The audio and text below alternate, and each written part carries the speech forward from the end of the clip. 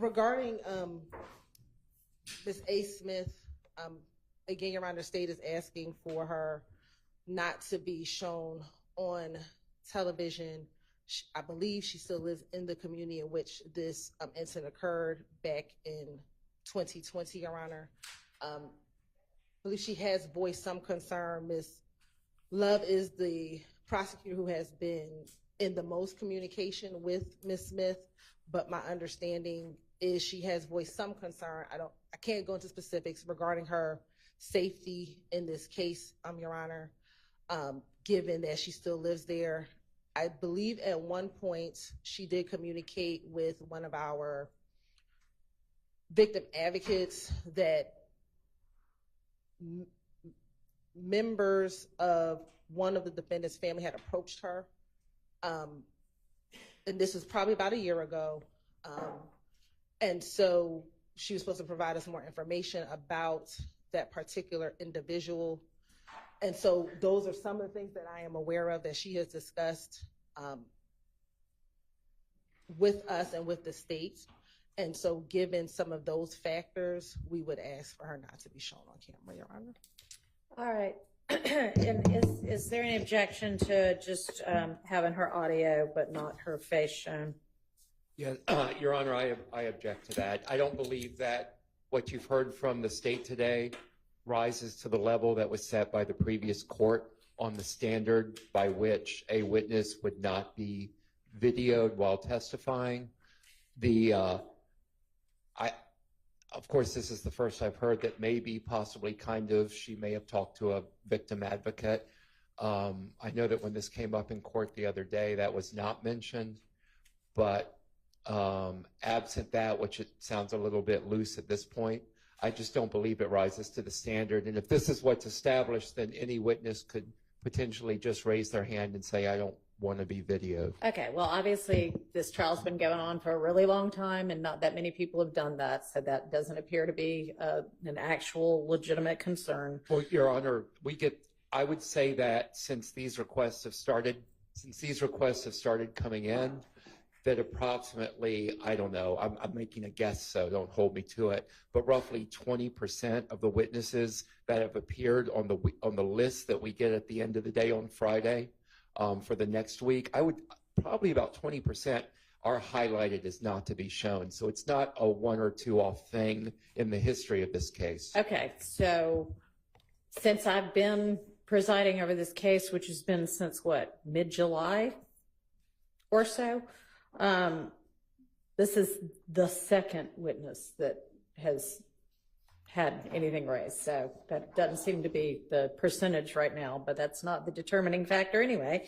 It's whether there is a legitimate security concern that can be substantiated by either the witness or the state. I mean, Ms. Hylton, are you representing that she has had threats made to her that she's brought to the state's attention? She's communicated, I know for one specific incident, that a family member of one of the defendants had approached her. Okay, but and what? Approached her asking her not to testify in the trial. She did not say that that individual threatened to harm her. All right, so maybe we find out a little bit more from her when she gets here. Is she here now? I don't believe she's... Okay, well, we'll maybe revisit that issue, and if the victim advocate has further information or you develop further information before then, let me know. Okay. Earlier, when we were talking about A. Smith, and I talked about the an individual, a defendant's family member reached out to her, that was not that witness, and I'm sorry, it was a different witness who relayed that to me. It was not Ms. Smith. It was another witness who relayed All right. that. So I just wanted to clarify that. Okay, so is there anything the state wants to present with regard to the request that AS not be shown on video? Yes, Judge, and I believe she's on her way, but what she has relayed to the state is that since the time that this has been going on, her family has found out things that she had not alerted them to, that it is causing her, she says, distress, She does not say that she has been threatened. She said that it is a source of great concern for her.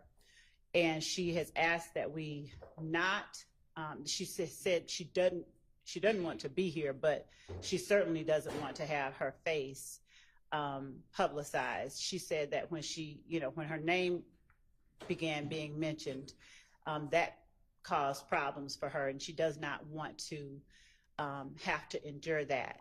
Under those circumstances, and understanding counsel's arguments regarding sort of guidelines by the court's predecessor, we're asking that the court exercise the court's own discretion and allow, based on her concerns and the concerns of any lay witness to that extent.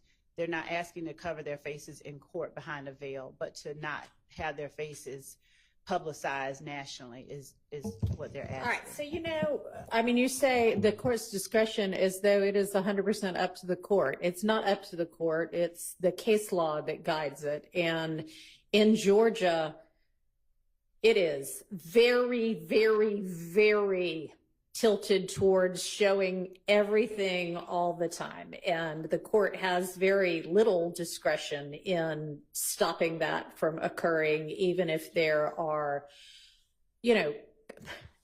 probably none of the witnesses want to be blasted throughout the world, understandably. So that's why the guideline and the determiner was, are there legitimate security concerns? And if there are legitimate security concerns, then detail what those are. So, Your Honor, I do understand what the court is saying. And regarding the rights or guidelines of having the faces shown on camera, prior to today, and it was prior to this particular argument, I had researched when we were looking at it previously with Judge Glanville. My understanding, and the court has a vast amount of knowledge about what the particular laws in Georgia are, because the court has dealt with those. But my understanding was that there is no, just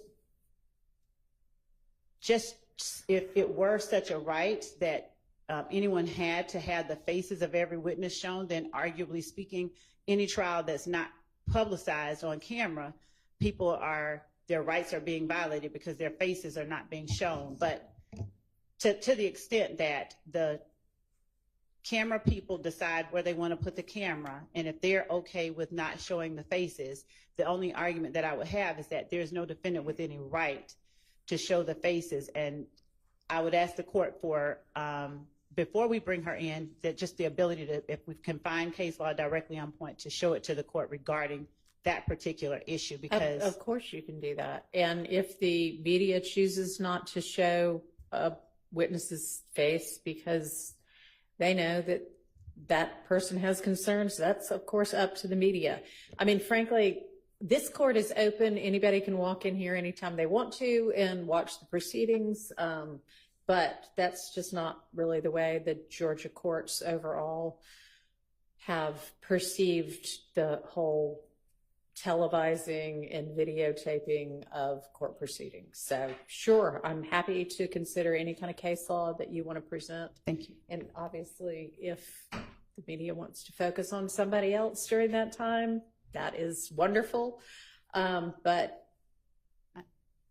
unless you present to me either case law that covers it or legitimate security concerns, I can't order them not to.